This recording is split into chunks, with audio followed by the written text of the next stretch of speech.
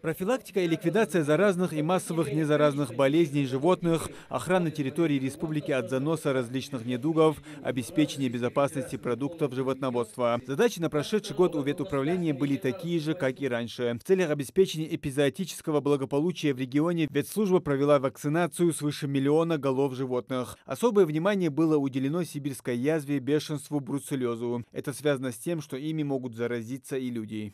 Так, за период 2022 года подвергнутые учреждения Госветслужбы подвергнуты лечению сельскохозяйственных животных в количестве более 9700 голов крупного рогатого скота. Более 10600 голов пролечили мелкого рогатого скота, собак и кошек более 1800 голов. За прошедший год специалистами управления проведено более 30 тысяч экспертиз, осмотрено около 63 тысяч животных и продукции животного и растительного происхождения. Вся эта работа выполнена, чтобы обеспечить ветеринарно-санитарную безопасность животноводческой продукции. Особое внимание в прошедшем году уделили работе ветеринарных лабораторий. Так, за год Назрановской и Сунжинской лабораториями проведено свыше 200 тысяч исследований. Так, в рамках эпизоотического мониторинга со всех населенных пунктов республики отобрано и отправлено более 6 тысяч проб биологического материала. С целью профилактики распространения африканской чумы свиней среди диких кабанов совместно с сотрудниками Минприроды Республики Ингушетия проведена работа отбора подматериалов от диких кабанов для исследования на вирусоносительство.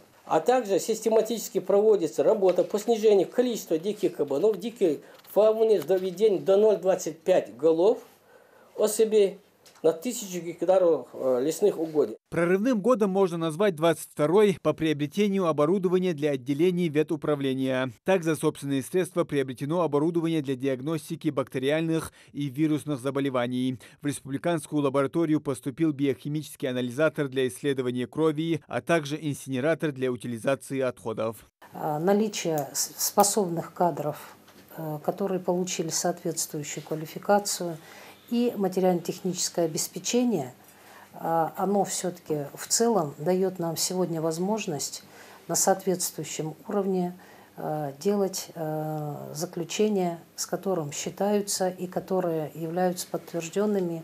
Это уже конкретика, когда есть базис, когда ты можешь от лица всей службы выступать и говорить за то, чтобы сегодня наша лаборатория давала заключение тем же пчеловодам, то, что востребовано, тем, кто занимается в коневодстве, с мелкими животными. К нам обращаются люди уже, вот буквально сообщение получила, настельность. То есть сегодня настолько шагнула вперед наша наука ветеринарная, нам не нужно ректалити что-то делать, вот сложные, физически сложные методы.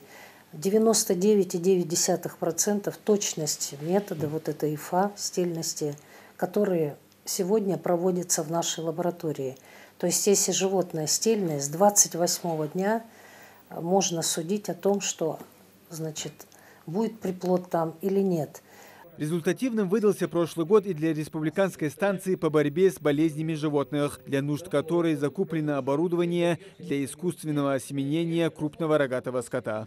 Сегодня буквально мне докладывают, что уже у нас есть результаты, уже мы даже практически видим, что уже несколько пчелок, которые мы осеменили, уже скоро будут у нас уже результаты и приплод будут, что очень радует, что это пункт у нас заработал. Вот также у нас сейчас будет, мы уже послали человека на обучение.